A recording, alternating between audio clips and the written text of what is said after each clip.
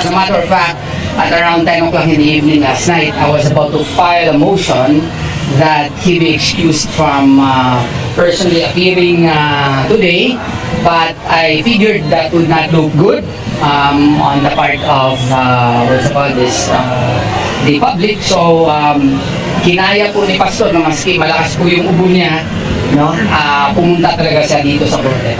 Nagbigay naman ng kanyang salaysay si alias Amanda, ang pangunahing complainant at witness sa mga kaso. Ayon sa abogado nitong si Attorney Joey Domingo, handa na sa cross-examination ng kanyang kliyente. Umaasa rin sila na hindi pagbibigyan ng korte ang hiling na ito ni Kibuloy. Magpa-file siya ng motion si Attorney Torion na i-excuse si Kibuloy sa hearing today para sa ubo. Ako nga, inuubo. Minsan nalalagnat, nagla-livestream pa eh. Tapos ito, konting ubo lang. Hindi, no, pwede ba wag na matin ng hearing kasi inuubo yung kliyente ko eh. Wawa naman, inuubo. Wawa.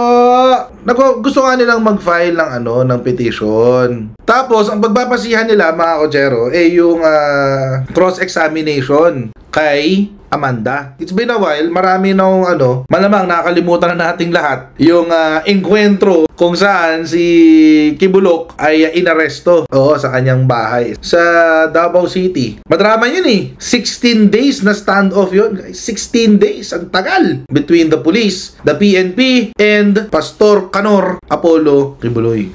It's been a while since we heard an update regarding dito kay Apollo Kibuloy. Ngayon na lang ulit. Ang pinakahuli palang update sa kanya was nung tumakbo siyang nag-file siya ng COC, tumakbo siyang senador. Merong disqualification na inihain laban sa kanya to cancel the COC, but it did not happen. Hindi ho natuloy yung disqualification. Iba po ang desisyon ng COMELEC eh. So ngayon ang bago is mahina daw ang ebidensya laban kay Apollo Kibuloy. Na ngayon mga kochero, inaasahan nitong mga DDEBs na makalalabas. Inaasahan nilang makakapiyansa. Ang tanong, makakapiyansa nga ba? Pero panoorin natin balita. Ito yung sabi. Kibuloy humirit makapagpiyansa sa qualified human trafficking. Non-available po kasi ang qualified human trafficking. Pero pwede kang mag-petition na mag-petition ba ng bail. At karapatan po yan mga kochero. Nasa Bill of Rights natin yan, yung pagpo-post ng bail. Karapatan po yan ng bawat Pilipino na mag-post ng bail. Lalong-lalo na kung ang ebidensya ay mahina. So ngayon, ang ina-argumento nitong si Kibuloy, partido ni Kibuloy, mahina yung ebidensya. So, di ba, piyansa na. Mahina ebidensya eh. Parang ganun. Panoorin natin yung balita. Jesus Christ leader Apollo Kibuloy na makapagpiyansa sa kasong qualified human trafficking. Ayon sa abogado nitong si Attorney Israeli Tutorion, na isa na nilang hilingin sa korte na i-accept ang KOJC leader sa pagdinig dahil sa masama ang pakiramdam nito. Ngunit napagtanto nila na hindi magiging maganda ang dating nito sa publiko. As a matter of fact, at around 10 o'clock in the evening last night, I was about to file a motion that he be excused from personally appearing today, but I figured that would not look good on the part of the public. So kinaya po ni Pastor na maski malakas po yung ubo niya, no? Pumunta talaga siya dito sa korte. Ubo lang pala eh, akala ko naman mamamatay na. Magpa-file siya ng motion si Attorney Torion na i-excuse si Kibuloy sa hearing today para sa ubo. Ako nga, inuubo. Minsan nalalagnat, nagla-livestream pa eh. Tapos ito, konting ubo lang. Hindi, no, pwede ba wag na matin ng hearing kasi inuubo yung kliyente ko eh. Wawa naman, inuubo. Wawa naman. Bakit wala bang face mask? Grabe naman kayo dyan. Pakita na wala siyang kasalanan. Nagbigay naman ng kanyang salaysay si alias Amanda, ang pangunahing complainant at witness sa mga kaso. Ayon sa abogado nitong si Attorney Joey Domingo, handa na sa cross-examination ng kanyang kliyente. Umaasa rin sila na hindi pagbibigyan ng korte ang hiling na ito ni Kibuloy. Very ready. Kasi pag nagsasabi ka naman ng totoo, handang-handa ka naman kasi wala kang kailangang i-twist sa mga sasabihin mo. So, handa po yung kliyente namin. Sa Huwebes ng hapon naman, ipagpapatuloy ang pagdinig sa petisyon. Bukod sa kasong qualified human trafficking, nahaharap din si Kibuloy at 5 iba pa sa kasong child abuse at sexual abuse. So nagpe-petition sila na magpapiyansa. Sabi, dumalo ang self-appointed son of God na si Apollo Kibuloy sa bail motion hearing nitong Lunes, so kahapon to. Dumating si Kibuloy at co-accused nito sa Pasig RTC Branch 159. Gusto nga nilang mag-file ng petition. Tapos, ang pagpapasihan nila, mga kochero, yung cross-examination kay Amanda. Nag-direct examination na yung private complainant. Hindi pa kami nakakapag-cross. Medyo mahaba yung kanyang testimony. We are hopeful that after the cross-examination and after the presentation of the entire evidence on the part of the prosecution, the judge will be able to make a ruling that the evidence of guilt is not strong. Yun. Yun po kasi yun, mga kochero O, di ba nakapag-arraignment na sila? So, ngayon sa ebidensya na sila. Evaluation of evidence, testimonies, etc. etc. Kapag dito, sa punto na to, mga kochero, napag-desisyon na ng judge na, mahina yung ebidensya ni mahina yung ebidensya ni Amanda. O, let's just say, mahina yung ebidensya. Mahina yung ebidensya. Malamang sa malamang, pagbibigyan niya ng bail, si Kibuloy. What will happen? What does that mean? So, kung mahina ang ebidensya, mga kochero, kadalasan, nadidismiss yung kaso. Sino ang halimbawa natin dyan? Halimbawa natin dyan, mga kochero, unang-una, si Vong Navarro. Di ba si Vong Navarro was